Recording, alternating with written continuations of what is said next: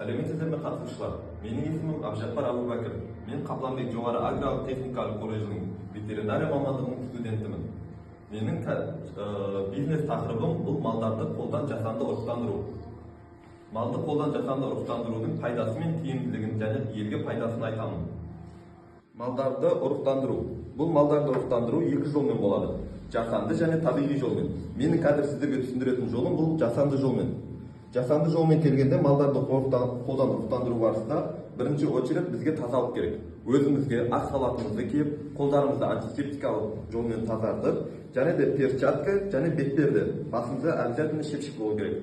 Одан кейін біз өзімізді тазартып болғаннан кейін біз сіздерді қолдан ұрықтандыру несімен таныстырайын. Бұны жасанды қынап дейміз. Жасанды қынап бұл аталық малдан шәует алуға керек нәрсе. Мінекей, мына жасанды қынаптың мына жеріне келетін болсақ, бұл жерде 35 градуста суды құйып аламыз. Ал бас жағына малдар, аталық мал жыныс мүшесін тұратын болғандықтан бұл жерге вазелин жағуымыз керек. Сол кезде жақсы кіреді. Одан кейін малды қолдан ұрықтандырып алғаннан кейін, шәуетін алғаннан кейін біз оны бүйтіп мына жерден өлшеп алсақ болады. Міне мына жерде бәрі жазылған, қанша миллиметр болатыны. Әр малдан біз 12 миллиграмм ретінде ұрық алуға болады. Бұл орташа есеппен кем дегенде бір 10 қойға жетеді. Одан кейін малды ұрықтандырып, ұрығын алғаннан кейін біз ұрықтандыруға көшеміз. Малды қолдан ұрықтандыру. Бұл малды жақсы күйлеген малды алып келеміз. Одан кейін оған заттарымызды дайындап аламыз. Мынаны жасанды қынап айна дейді. Бұны залалсыздандыру үшін мына жерін антисептикалық немен сүртіп алып, кейін отты жағдайда дезинфекциялап алсақ болады. Одан кейін бұны қолданар алдында міндетті түрде жылы ұстауымыз керек. Өйткені малға зақым тимеуі керек. Ал мынаға келетін болсақ, бұл жыныс катетрі, жасанды катетрі. Бұны алатын болғанда, бұны ұрықты ұяр ыдысынан шығарамыз.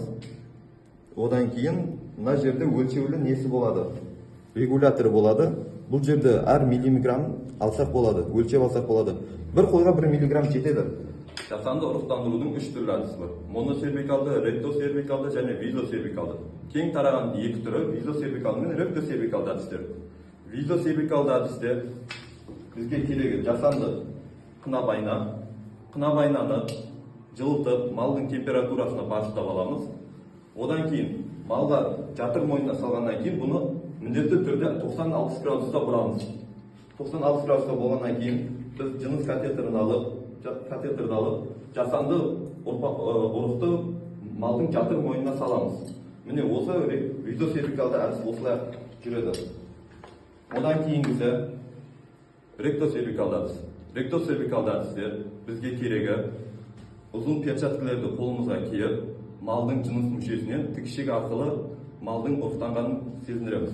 Одан кейін қолды тыққаннан кейін тікішек арқылы біз малдың ұрықтанғанын көреміз. Одан кейін біз жыныс катетрін алып, жасанды катетрді алып, оны сол жасанды катетр арқылы ұрықтандырамыз. Бұл ректосервикалды әдіс. Малды ұрықтандырып болғаннан кейін заттарымызды залалсыздандырамыз. Залалсыздандыру барысында бүкіл нәрсені дезинфекциялап, антисептикалық жолмен әр нәрсені өз алдынша тазартып аламыз. Мен бұл мамандықты таңдаған себебім, келешекте мен өз кәсібімді малдарды сүтті өнім бағытында өсіргім келеді. Неге сүтті өнім бағыты? Қазіргі таңда Қазақстан бойынша сүт бағасы көтеруде, алайда сүт бағасының нашарлап кеткені рас. Кәсіби бағытта біз сүтті бағытты Голштейн сиырын алғым келеді. Голштейн сиыры қазіргі Қазақстан пародиясына қарағанда өте жақсы, және сүт беру өнімі өте керемет. Әр күнде ол 30 литр сүт береді. Ал біздің Қазақстандағы генетикасы нашар сиырларды алатын болсақ, олар күніне 5 литр және сондай сүт береді.